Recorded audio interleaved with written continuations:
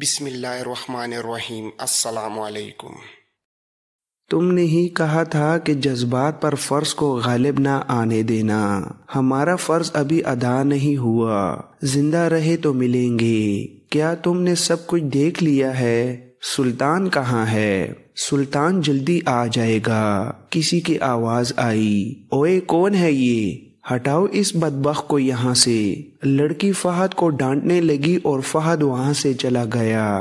لڑکی ایک خیمے کی اوٹ سے اسے جاتا دیکھتی رہی۔ اس خیال سے اس کے آنسو نکل آئے کہ فہد کا فرض کیسا اذیت ناک ہے اور کتنا خطرناک ہے۔ وہ اس خوبرو اور تنومند جوان کو دل و جان سے چاہتی تھی، مگر وہ چوری چھپے ملتے تھے تو اپنے جذبات کی کم اور فرائض کی باتیں زیادہ کرتے تھے۔ کئی معرکے جو ان کی فوج نے جیتے تھے وہ فہد اور اس لڑکی جیسے جاسوسوں کی بدولت جیتے تھے۔ یہ دشمن کے گھر میں رہ کر زمین دوز معرکہ لڑتے تھے۔ ان کی جان ہر لمحہ موت کے منہ میں رہتی تھی۔ نوجوان اور حسین خادمہ کے جذبات ابل آئے۔ اگر اس کا فرض راستے میں حائل نہ ہوتا تو وہ فہد کو یہاں مارا مارا پھرنے نہ دیتی۔ وہ جانتی تھی کہ فہد انہی پتھریلی وادیوں میں کہیں سو جاتا ہوگا۔ ہم اللہ کے حضور ملیں گے، لڑکی نے اپنے آپ سے کہا اور اپنے کام کو چلی گئی۔ رات کا پہلا پہر تھا۔ آج رات ہرزم کے شاہی کیمپ میں کوئی گانا بجانا نہیں تھا۔ خاموشی طاری تھی۔ شاہ آرمینیہ کے شامیانے میں اس کے پاس عزالدین اور امیر مروین قطب الدین غازی بیٹھے تھے۔ عزالدین کہہ رہا تھا، اس میں کسی شک کی کوئی گنجائش نہیں رہی کہ صلاح الدین ایوبی اپنی سلطنت وسیع کر رہا ہے۔ اگر ہم اس کے اتحادی بن جائیں تو وہ ہمیں اپنا امیر بنا کر رکھے گا، ہم خود مختار نہیں ہوں گے۔ حال ہی میں وہ مسلمان امورا کے کئی قلعوں پر قبضہ کر چکا ہے اور اس کی فوجی طاقت کے خوف سے یہ تمام امورا اور قلعہ دار اس کی اطاعت قبول کر چکے ہیں۔ اگر میں نے اسے نہ روکا تو وہ صرف موصل پر نہیں حلب پر بھی ہاتھ صاف کرنے کی کوشش کرے گا، مگر میں اکیلا اس کے خلاف نہیں لڑ سکتا۔ عماد الدین میرے ساتھ ہے، لیکن اس صورت میں صلاح الدین ایوبی اپنی فوج لٹیروں کی طرح دندناتا پھر رہا ہے۔ عماد الدین کو اپنی فوج حلب سے نہیں نکالنی چاہیے۔ حلب کا دفاع زیادہ ضروری ہے کیونکہ یہ مقام بہت اہم ہے۔ شاہ آرمینیہ نے کہا، میں جانتا ہوں، صلیبیوں کی بھی نظریں حلب پر لگی ہوئی ہیں۔ عزالدین نے کہا، اس لیے میں صلیبیوں کے ساتھ کوئی معاہدہ نہیں کرتا۔ وہ ہم سے مدد کے عوض حلب مانگیں گے۔ قطب الدین غازی نے کہا، اور وہ ضرور مانگیں گے۔ میں بہتر یہی سمجھتا ہوں کہ آپ کو آپس میں کوئی معاہدہ کر لینا چاہیے۔ آپ دونوں کی فوجیں مل کر صلاح الدین ایوبی کو شکست دے سکتی ہیں۔ عزالدین نے کہا، مجھے معلوم ہوا ہے کہ صلاح الدین ایوبی کی فوج تل خالد کی طرف جا رہی ہے۔ شاہ آرمینیہ نے کہا، میری اس کے ساتھ کوئی دشمنی نہیں۔ میرا خیال ہے وہ میری سرحدوں سے دور رہے گا۔ میں نے اس کی پیش قدمی کی سمت کا جائزہ لیا ہے، وہ کہیں اور جا رہا ہے۔ عزالدین نے کہا، مجھے صلیبیوں پر بھروسہ نہیں۔ وہ مجھے ہر طرح کی مدد دیتے ہیں، لیکن جنگ صرف سامان اور مشیروں سے نہیں لڑی جا سکتی۔ میں انہیں کہتا ہوں کہ میں صلاح الدین ایوبی کی فوج کو جنگ میں الجھا لیتا ہوں اور وہ اس پر حملہ کر دیں۔ میں نے انہیں یہ مشورہ بھی دیا تھا کہ وہ دمشق اور بغداد کو محاصرے میں لے لیں۔ اگر وہ ایسا کریں تو صلاح الدین ایوبی ہمارے علاقوں سے نکل جائے گا، مگر وہ نہ جانے کیا سوچ رہے ہیں۔ شاہ آرمینیہ نے کہا، وہ ہم سب کو اپنا محکوم بنانے کی سوچ رہے ہیں۔ سلطان ایوبی نہ رہا تو صلیبی ہمیں کھا جائیں گے۔ ہمیں ان پر بھروسہ کرنا ہی نہیں چاہیے۔ عزالدین نے کہا، پھر آپ میری مدد کریں۔ میں آگے بڑھ کر صلاح الدین ایوبی سے لڑتا ہوں، آپ اس پر حملہ کریں۔ اس موضوع پر وہ بہت دیر تبادلہ خیالات کرتے رہے۔ آخر شاہ آرمینیہ نے اس شرط پر عز الدین کی تجویز مان لی کہ اس کی فوج کے انسانوں اور جانوروں کی خوراک کی ذمہ داری عز الدین لے۔ عز الدین نے یہ شرط مان لی اور طے ہوا کہ عز الدین سلطان ایوبی کے ساتھ آمنے سامنے کی ٹکر لے گا اور شاہ آرمینیہ کی فوج سلطان ایوبی کی فوج پر عقب سے حملہ کر دے گی۔ عز الدین تجربہ کار جنگجو تھا، جنگ لڑنا اور لڑانا جانتا تھا۔ اس نے وہیں جنگ کی منصوبہ بندی کر لی۔ آدھی رات سے کچھ دیر پہلے کا ذکر ہے جب عز الدین اور شاہ آرمینیہ جنگ کا پلان بنا رہے تھے۔ رات گھوڑوں کے ٹاپوؤں سے لرزنے لی۔ شاہ آرمینیہ نے دربان کو بلا کر غصے سے کہا، یہ جن سواروں کے گھوڑے کھل کر بھاگ رہے ہیں انہیں صبح یہاں لے آؤ۔ بدبخت بے خبری کی نیند سو جاتے ہیں، مگر یہ گھوڑے اس کے دستے کے نہیں تھے، یہ سلطان صلاح الدین ایوبی کے چھاپہ مار سوار تھے جن کی تعداد 40 اور 50 کے درمیان تھی۔ یہ ان کا شب خون تھا۔ ذرا سی دیر میں باہر قیامت برپا ہو گئی۔ چھاپہ مار 2 حصوں تقسیم ہو کر سرپٹ آئے اور گزر گئے۔ ان کے ہاتھوں میں مشعلیں تھیں جن سے وہ فوج کے خیموں کو جلاتے گزر گئے۔ کئی خیموں کو آگ لگ گئی تھی۔ سوئے ہوئے سپاہی ہڑبڑا کر اٹھے۔ فوراً بعد سواروں کی ایک اور موج آئی جو برچیوں اور تلواروں سے اپنے سامنے آنے والوں کو کاٹتے گزر گئے۔ جلتے ہوئے خیموں نے روشنی کر دی تھی اور پھر تیروں کا می برسنے لگا۔ ان میں جلتے ہوئے فلیتوں والے تیر بھی تھے۔ بندھے ہوئے گھوڑوں اور اونٹوں کا وہ غل کے دہشت طاری ہوئی جا رہی تھی۔ زخمیوں کی چیخ و پکار قیامت خیز تھی۔ پھر جانوروں کے رسے کھل گئے۔ گھوڑے اور اونٹ ڈر کر ادھر ادھر بھاگنے دوڑنے لگے۔ اس غل غباڑے اور چیخ و پکار میں کیمپ کے ارد گرد سے بلند آوازیں سنائی دے رہی تھیں۔ ہتھیار ڈال دو، عز الدین ہمارے سامنے آ جاؤ، شاہ آرمینیہ تل خالد ہمارے محاصرے میں ہے۔ میں سے کوئی بھی سامنے نہ آیا۔ عز الدین نے اپنے وفادار کمار سے کہا کہ وہ اسے ایک گھوڑا لا دے۔ بڑی مشکل سے اسے گھوڑا لا کر دیا گیا۔ وہ سوار ہوا اور افراتفری کے اس قیامت خیز عالم میں نکل گیا۔ اس نے اپنے دستوں، ذاتی عملے اور اپنے ساتھ جو لڑکیاں لایا تھا ان کی بھی پرواہ نہ کی اور جان بچا کر بھاگ گیا۔ اس دور کا ایک وقوع نگار اسد الاسدی لکھتا ہے کہ سلطان ایوبی گھیرا تر کے ان حکمرانوں کو گرفتار کر سکتا تھا، لیکن اس نے مصلحتاً ایسا اقدام نہ کیا۔ اس کی وجہ یہی ہو سکتی تھی کہ وہ ان حکمرانوں کو اپنا اتحادی بنا کر ان کی فوجوں کو فلسطین فتح کرنے کے لیے استعمال کرنا چاہتا تھا۔ فروری سن 1183 بمطابق 579 ہجری کا یہ معرکہ سلطان ایوبی نے چھاپہ ماروں سے اسی طرح لڑایا اور اس نے آگے بڑھ کر کسی کو گرفتار کرنے کی کوشش ہی نہ کی۔ اس شب خون کی نگرانی اس نے خود کی تھی۔ شاہ آرمینیہ نے بھاگنے کی بجائے وہیں رکے رہنے مناسب سمجھا۔ رات گزر گئی۔ صبح ہوئی تو کیمپ میں جلے ہوئے خیموں کی راکھ بکھری ہوئی تھی۔ لاشیں پڑی تھیں اور زخمی تڑپ رہے تھے۔ گھوڑے اور اونٹ ادھر ادھر گھوم پھر رہے تھے۔ حملہ آوروں کا کچھ پتہ نہ تھا کہ کہاں ہیں۔ شاہ آرمینیہ جانتا تھا کہ سلطان ایوبی یہیں کہیں قریب ہی ہوگا۔ وہ سوچنے لگا کہ سلطان ایوبی کو کہاں تلاش کرے۔ اتنے میں اسے 2 سوار آتے نظر آئے۔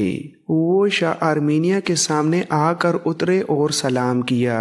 وہ سلطان ایوبی کے فوجی حکام تھے۔ ایک نے کہا، سلطان صلاح الدین ایوبی نے سلام بھیجا ہے۔ انہوں نے کہا ہے کہ وہ کسی کو گرفتار کرنے کا ارادہ نہیں رکھتے۔ عز الدین واپس موصل چلا جائے اور آرام سے بیٹھ کر سوچے۔ اور شاہ آرمینیہ کے لیے سلطان محترم نے پیغام دیا ہے کہ ان کی فوج تل خالد کے قریب پہنچ گئی ہے۔ آپ کو شام تک وہاں سے اطلاع مل جائے گی۔ آپ کے پہنچنے تک آپ کا دارالحکومت ہمارے قبضے میں ہوگا۔ اگر آپ سلطان شام و مصر کی شرائط قبول کر لیں تو تل خالد سے فوج واپس آ سکتی ہے، اور اگر آپ مقابلے کا فیصلہ کرتے ہیں تو نتائج کو پہلے ذہن میں رکھ لیں، ہمیں پیغام کا جواب دیں، آپ ہمارے محاصرے میں ہیں۔ شاہ آرمینیہ نے کہا، سلطان صلاح الدین ایوبی کو میرا سلام کہو، میں اپنے ایک وزیر کو شام سے پہلے سلطان کے پاس بھیج رہا ہوں۔ دونوں سوار چلے گئے تو شاہ آرمینیہ کا یہ وزیر بختیمور تھا جو اس کے ساتھ تھا۔ شاہ آرمینیہ نے اسے کہا کہ ہمیں ان لوگوں کے اختلافات اور عداوت میں پڑنے کی ضرورت نہیں، ادھر تل خالد محاصرے میں ہے اور ہم یہاں ہیں، جاؤ اور صلاح الدین ایوبی سے کہو کہ اپنی فوج واپس بلا لے، ہم اس کے کسی دشمن کے ساتھ کوئی معاہدہ اور کوئی اتحاد نہیں کریں گے۔ بختیمور دانشمند وزیر تھا، اس نے سلطان ایوبی کے ساتھ بات کی۔ سلطان ایوبی نے بڑی سخت شرائط پیش کی اور منوا لیں۔ بختیمور نے تحریری وعدہ دے دیا کہ شاہ آرمینیہ کی فوج سلطان ایوبی کے کسی دشمن کی مدد کو نہیں جائے گی۔ اس کے بعد سلطان ایوبی نے محاصرہ اٹھا لیا اور شاہ آرمینیہ سے ملے بغیر تل خالد کو روانہ ہو گیا۔ ایک اور اہم مقام دیار بکر تھا جو اس زمانے میں امیدہ کہلاتا تھا۔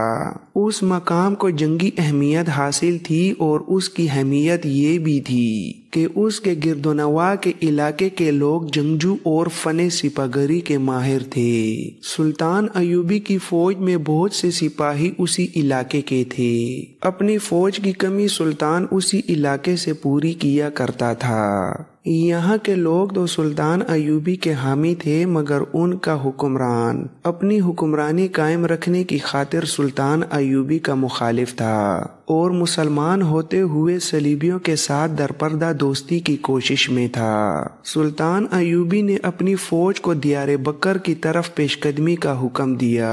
یہ برق رفتار پیش قدمی تھی۔ سلطان ایوبی نے اپنے سالاروں کو اتنا ہی بتایا تھا کہ دیار بکر کو محاصرے میں لے کر اس جگہ پر قبضہ کرنا ہے اور فتح کی صورت میں وہاں کے موجودہ امیر کی کوئی شرط تسلیم نہیں کی جائے گی اور کوئی رحم نہیں کیا جائے گا۔ ایک سالار نے کہا، میرا خیال ہے کہ ان امراء پر ظلم نہ کیا جائے، ان کی افواج کو اپنی فوج میں شامل کر کے انہیں برائے نام امیر رہنے دیا جائے۔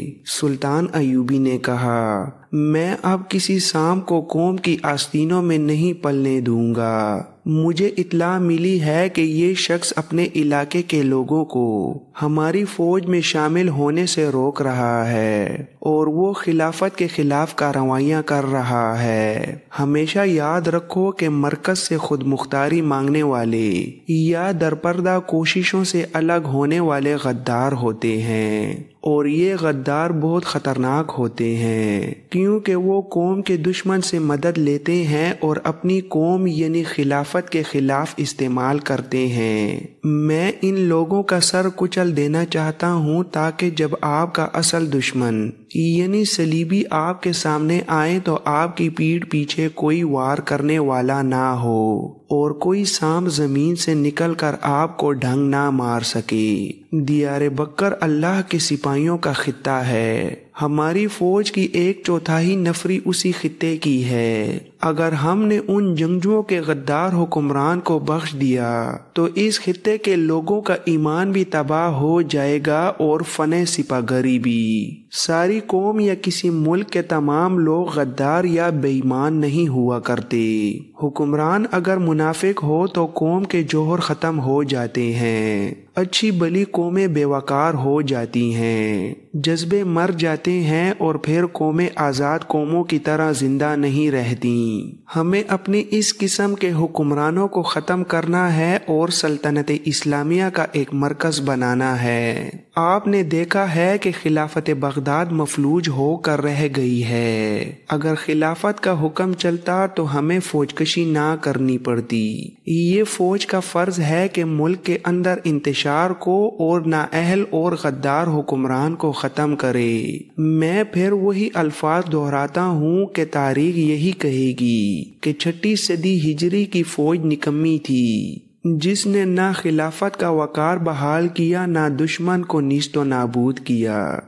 दियार बकर का मुहासरा इतनी तेजी से हुआ कि अंदर वालों को मुज़ाहमत की मोहलत ना मिली। सुल्तान अयूबी ने हिदायत जारी की थी कि शहरियों का नुकसान कम से कम हो। अंदर अपने जासूस मौजूद थे और सुल्तान अयूबी खुद भी शहर से और हुक्मरान के महल और हेडक्वार्टर से वाकिफ था। इसलिए मंजनीकों से जो पत्थर और आतिशगीर सियाल की जो हांडियां फेंकी गईं, वो सरकारी इमारतों पर फेंकी गईं। बाहर से ऐलान किए गए कि अमीर हथियार डालकर बाहर आ जाए, लेकिन किले की दीवारों पर खड़े अमीर ने जवाबी ऐलान कराया कि हथियार नहीं डाले जाएंगे, आओ लड़ो और शहर ले लो। दियार बकर की फौज ने जमकर मुकाबला किया।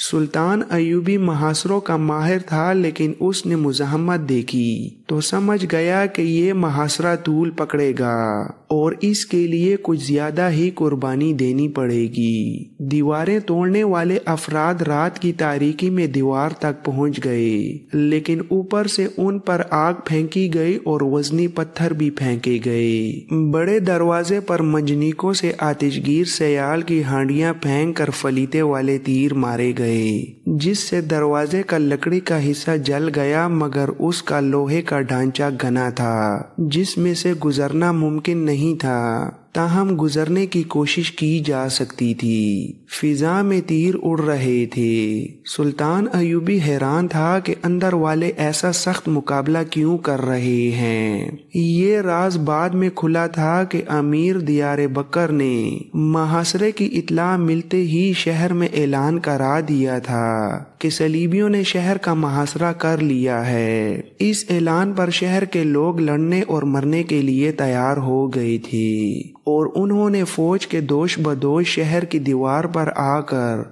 मुहासरा करने वालों पर तीरों और बुर्चियों का मी बरसा दिया। ये देखा गया था कि चारों तरफ दीवार पर फौज के साथ शहरी भी थे। शहर के लोगों का हौसला बुलंद था, लेकिन सुल्तान अयूबी ने शहरियों को लड़ते देखकर भी ये हुक्म ना दिया कि शहर पर भी आग बरसाई जाए। मुहासरा 8 रोज जारी रहा। ज्यादातर नुकसान सुल्तान अयूबी की फौज का हो रहा था, क्योंकि उसकी टोलियां आगे बढ़ती और तीरों का निशाना बनती थीं। फिर एक मौजज़ा हुआ। शहर की दीवार से नारे गरजने लगे, ये सलीबी नहीं है, ये सुल्तान सलाहुद्दीन अयूबी है। उनके झंडे देखो, मुसलमानों तुम आपस में लड़ रहे हो। तब सुल्तान अयूबी की फौज में दियार बकर के इलाके के जो सिपाही और कमांडार थे, उन्होंने बुलंद आवाज से पुकारना शुरू कर दिया, हम तुम्हारे बेटे और तुम्हारे भाई हैं, दरवाजे खोल दो। ये इंकशाफ भी बाद में हुआ था कि शहर के अंदर सुल्तान अयूबी के जो जासूस और जमींदोज कारिंदे थे, उन्होंने भाग दौड़ कर लोगों को बताया था कि मुहासरा करने वाले सलीबी नहीं, मुसलमान हैं और ये सुल्तान सलाहुद्दीन अयूबी है। ये मुहिम आसान नहीं थी। जासूस आजादी से लोगों को सरकारी ऐलान के खिलाफ कुछ कह नहीं सकते थे। इस मुहिम में जो जासूस पकड़े भी गए थे, उन्होंने कामयाबी हासिल कर ली। 9वें रोज अंदर की फौज और शहरियों की सोच और जज्बा बदल गया। शहरियों ने हुक्मरान और उसके हाशिया बरादरों की धमकियों और चीख व पुकार की परवाह ना करते हुए शहर के दरवाजे खोल दिए। जब सुल्तान अयूबी शहर में दाखिल हुआ तो शहर के लोगों ने बेताबी से नारे लगा लगा कर उसका इस्तकबाल किया। औरतों ने मुंडेरों और दरीचों से उसकी फौज पर अपने दुपट्टे और रुमाल फेंके। सुल्तान अयूबी ने दियार बकर के अमीर को शहर से निकल जाने का हुक्म दिया और ये शहर नूरुद्दीन इब्ने कारा अरसलान और एक और अमीर को दे दिया। قاضی بہاؤالدین شداد نے اس کا نام ابن نقن لکھا ہے جو نورالدین کے ہی خاندان کا فرد تھا۔ سلطان ایوبی نے انہیں ضروری ہدایات دیں، وہاں کی فوج کو اپنی فوج کا حصہ بنایا اور حکم دیا کہ اس علاقے سے مزید فوج تیار کی جائے۔ مئی سن 1183 بمطابق محرم الحرام سن 579 ہجری میں سلطان ایوبی نے دیار بکر کو اپنی عملداری میں لیا اور حلب کی سمت کوچ کیا۔ اس کے سب سے بڑے دشمن حلب کا والی عماد الدین اور موصل کا والی عزالدین تھے۔ اب وہ ان کی طرف توجہ دینا چاہتا تھا۔ فتح حاصل کر کے کون خوش نہیں ہوتا؟ سلطان صلاح الدین ایوبی کو کسی معرکے، محاصرے یا بڑی جنگ میں فتح ہوتی تھی تو اس کے چہرے پر نورانی سی رونق آ جاتی تھی۔ اس کی فوج جشن مناتی، سپاہی اپنے رب کا شکر ادا کرتے اور راتوں کو تہجد میں اللہ کا شکر بجا لاتے تھے۔ بکرے، دمبے اور اونٹ ذبح ہوتے، سپاہی خود پکاتے اور سلطان ایوبی ان کے لیے مشروبات کے مٹکے کھول دیا کرتا تھا۔ مگر سن 1183 بمطابق سن 579 ہجری کے دوران اس کے چہرے پر رونق نہیں تھی، نہ ہی اس کی فوج جشن منا رہی تھی۔ حالانکہ اس نے 1 سال کے عرصے میں متعدد قلعے سر کر لیے اور شاہ ارمینیہ جیسے طاقتور حکمران سے شکست کے عہد نامے پر دستخط کرا کے اس سے اپنی شرائط منوا لی تھیں۔ مورخوں نے اس دور کو سلطان ایوبی کی فتوحات کا دور کہا ہے، مگر اس کی جذباتی کیفیت یہ تھی جیسے ہر فتح کے بعد اس کے چہرے پر بڑھاپے کی ایک لکیر کا اضافہ ہو گیا ہو۔ یہ لکیریں بڑھاپے اور اداسی کی تھیں۔ وہ ان میں سے کسی ایک فتح اور کسی ایک کامیابی پر بھی خوش نہ تھا۔